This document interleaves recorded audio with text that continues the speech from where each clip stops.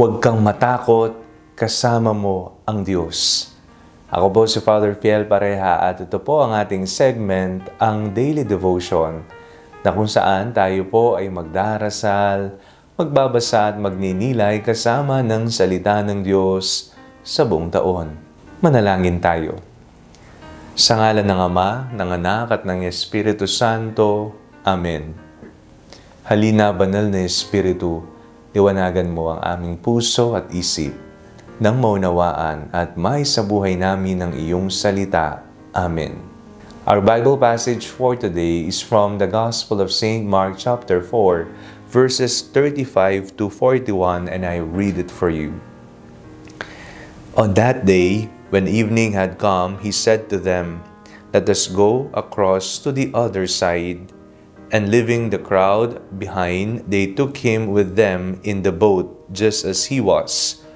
Other boats were with him. A great gale arose, and the waves beat into the boat, so that the boat was already being swamped. But he was in the stern, asleep on the cushion. And they woke him up and said to him, "Teacher, do you not care that we are perishing?" He woke up and rebuked the wind and said to the sea, "Peace, be still." Then the wind ceased and there was a dead calm. He said to them, "Why are you afraid? Have you still no faith?" And they were filled with great awe and said to one another, "Who then is this that even the wind and the sea obey him?"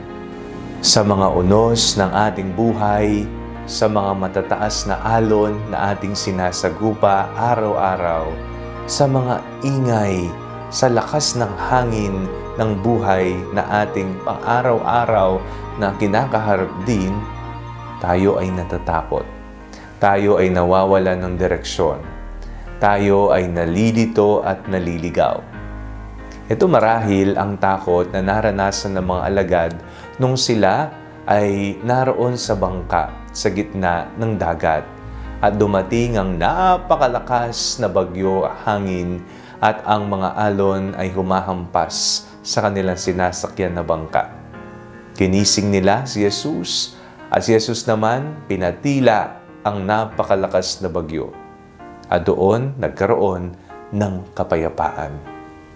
Sa mga panahon na tayo ay balisat, natatakot, hindi natin alam kung ano ang ating gagawin, magtungo tayo kay Jesus at magpatulong tayo sa Kanya sapagkat Siya lamang ang may otoridad at kakayahan na patilain anuman ang unos na nasa ating buhay.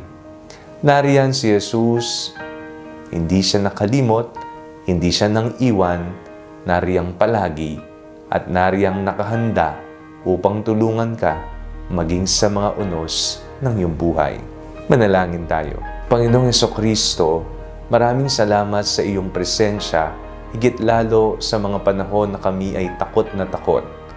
Pagkalooban niyo po kami ng tunay na kapayapaan sa aming puso at kaisipan. Amen. Sa ngalan ng Ama, ng Anak at ng Espiritu Santo. Amen. Huwag po ninyong kalimutang i-like ang video ito, mag-comment po kayo and share it with your family and friends. Ang Panalangin Bago Matulog ay may sariling Facebook page na po. Huwag niyo pong kakalimutang mag-like at mag-follow dito and do not forget to subscribe to our YouTube channel. I-click niyo lang po ang link na nasa description ng video ito o kaya naman po just search Father Fiel Pareha. Kung nais niyo naman pong maging updated sa mga kaganapan ng ating pagpapahayag, you can join our broadcast channel dito po sa ating Facebook page. God bless you po.